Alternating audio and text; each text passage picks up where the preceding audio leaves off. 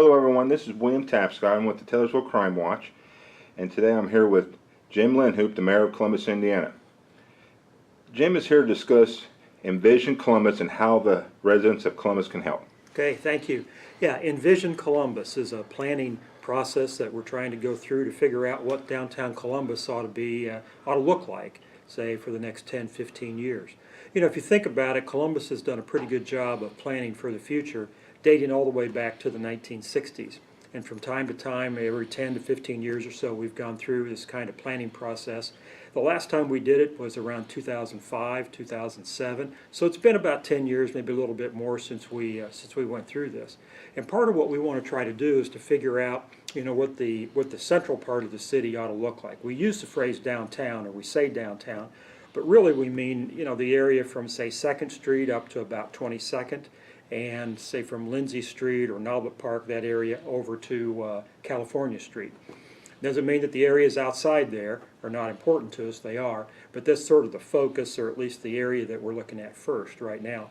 And among the things we might consider would be, you know, what kind of park systems, you know, should we have? Obviously that includes Donner Park, so the thought is, you know, how active a park should Donner be, should Nobblet be, should Millrace Park?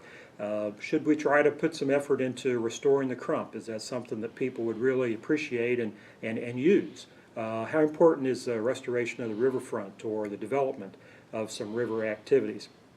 At the same time, you know, how about housing, you know, in that area? Is that something that the city needs to devote more time and attention to in terms of trying to create more livable housing? Working housing is what I think the phrase that we use sometimes to refer to that. So what we'd like for you to do is to share your opinions with us on this and a few other topics, and you can do that pretty easily by going to envisioncolumbus.org.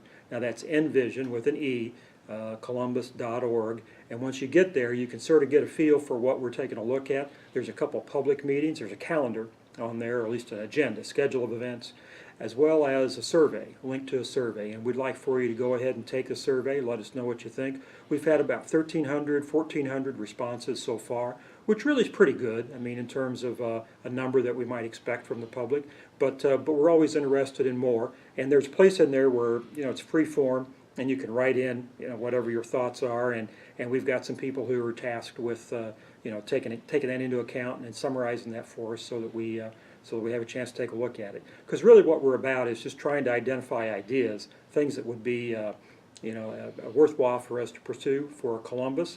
Again, what we're trying to do is create a community that will continue to be a great place to live 10 years from now, 15 years from now, when somebody else will get an opportunity to go through the planning process for them. So once again, envisioncolumbus.org. Please check it out. Thank you.